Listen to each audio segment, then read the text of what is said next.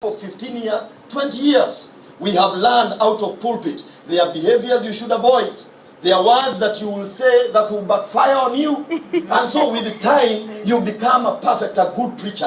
You know how to turn your eyes, from one part to the other. You know how to connect with the congregation. But when you are beginning, you preach to one person. God is going to come. If you are sinning, stop sinning. It's like you are victimizing that person. But eventually, as you continue, you learn the art of preaching. Yes. And so wherever you are, maybe you desire to be a preacher, do not be discouraged by people. Yes. When people tell you, oh, you don't know how to preach. Oh, when you are preaching, you are making too much noise. Oh, you don't know how to say praise the Lord. You don't know how to say hallelujah. You begin somewhere. The Bible says, though your beginning was small, yet your later end will greatly increase. Amen. So wherever you are and whoever you are, there is what we call the season of beginning. So many people get discouraged. You never go on. From that season, you never graduate. Because you get discouraged. The Bible says, do not despise humble beginnings. The spirit that will attack you in your beginnings is what we call despise. You look at that small business and you are like, this business, will it ever become like Walmart? Will it ever grow? I have a few things. I went to pray for someone who was beginning a business, a lady. And when I entered her shop, she was so shy. She had a few things she was selling. So she spread them, along the, I don't know what you call it. Shelves. The shelves. She's like, Pastor, just give me a minute. Let me make sure that, I don't want you to see my, I don't have anything. I told her, don't worry. You see this small room that you have will make you a millionaire over time. And today as we are speaking, she's doing very well. And I'm talking to somebody here. You are maybe launching into business. Don't worry where you are. Do not despise humble beginnings. If you're a young mother, you see that little boy, one day he's going to become a man. One day you're going to go to that graduation. One day he's going to become a lawyer. Do not despise humble beginnings. Even if that young teenager is giving you trouble, just keep on being there. Strengthen yourself in the Lord. Continue to encourage that young. One day he's going to be a preacher. I remember when I was growing up, I was raised by a single mother. I didn't know authority. My father left and ran away. My father used to work with Kenya Airways.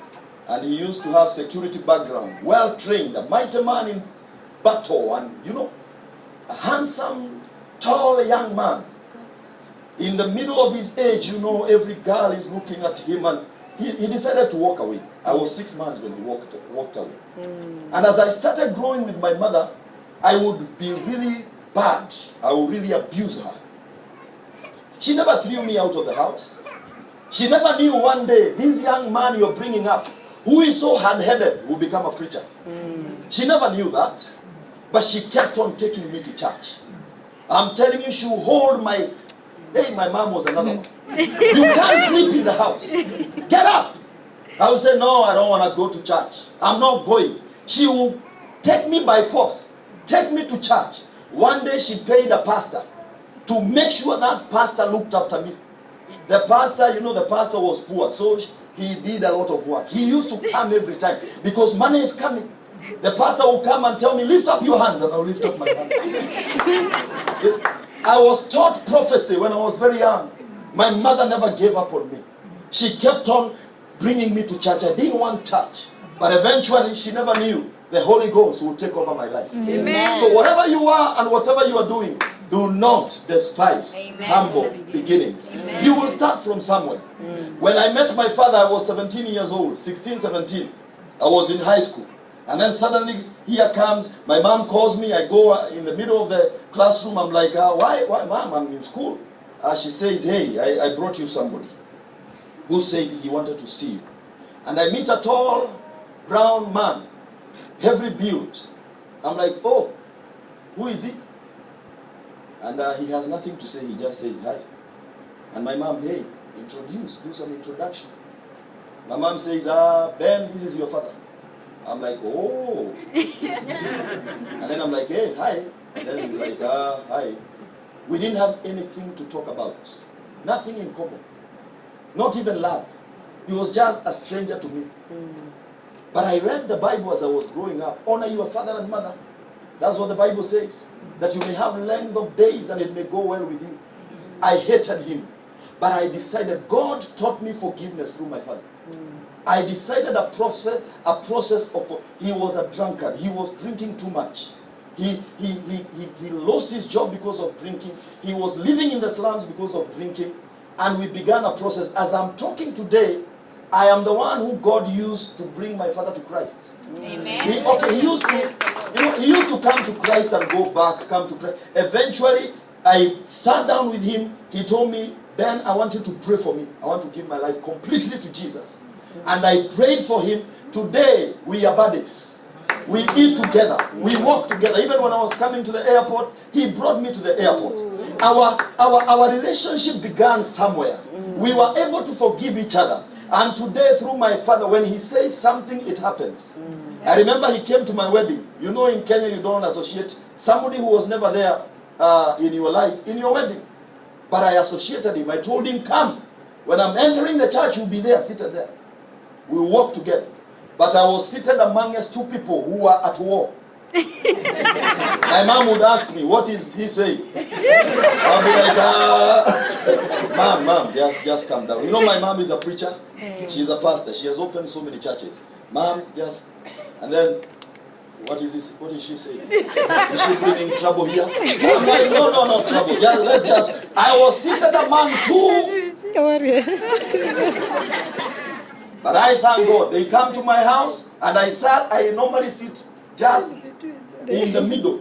I don't want trouble. I sit right there. Mom is like, why did you come when I'm coming?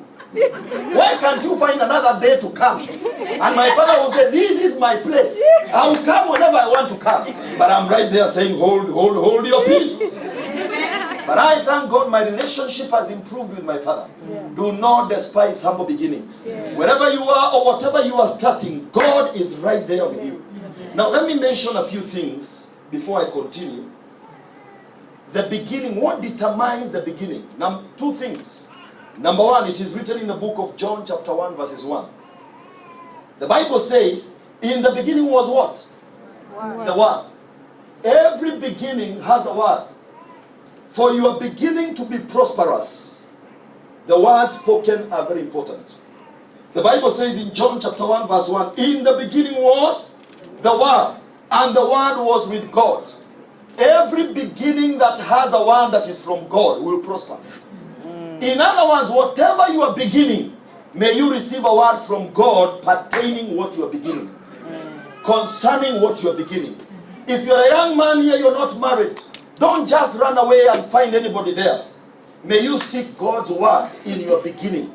Because anything that is created from the word of God will prosper. It is a firm foundation. Every beginning, when you are beginning a marriage, begin it with the word of God. Amen. When you are beginning a business, begin it from the word of God. Amen. When you are beginning a church, begin it with the word of God. It will flourish. Yes. The Bible says, in the beginning was the word, and the word was with God. So in other words, for your beginning to succeed, you need the word of God. Hey, amen. Amen. So whatever you are beginning, even your child, begin that child with the word of God.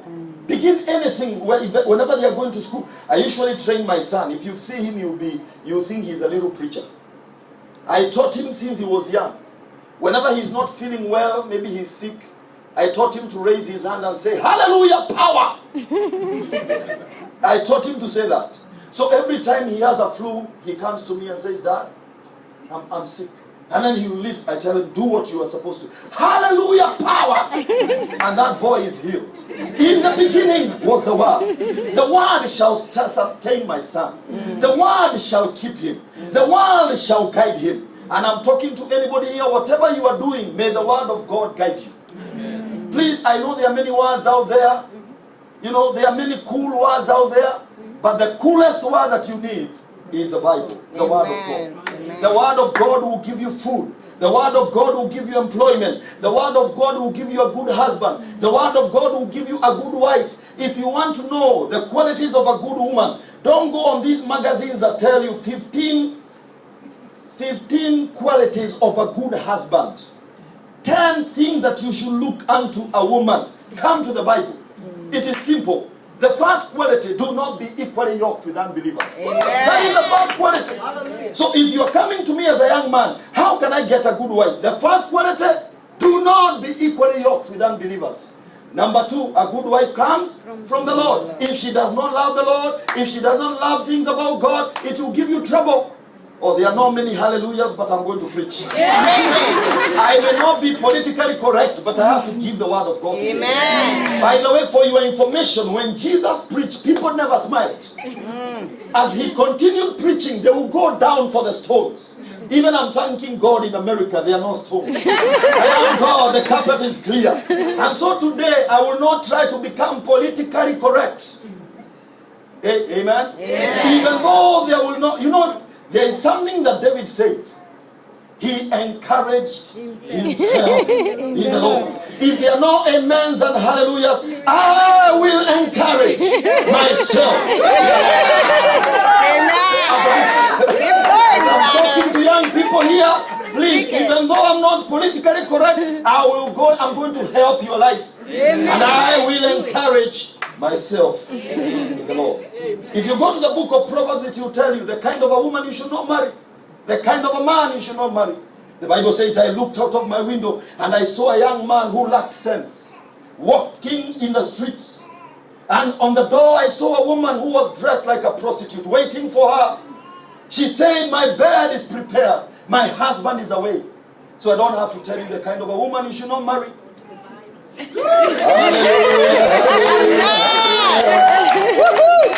Can I tell you something?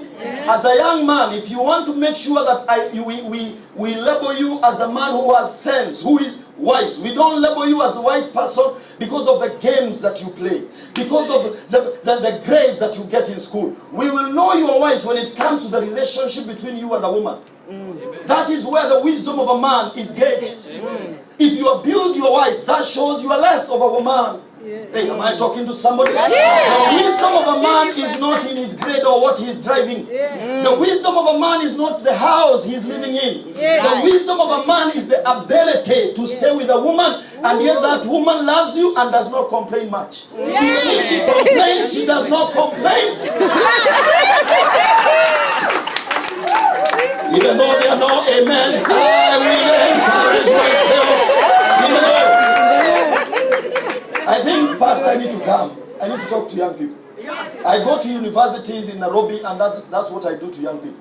I speak to them on making right decisions when it comes to marriage.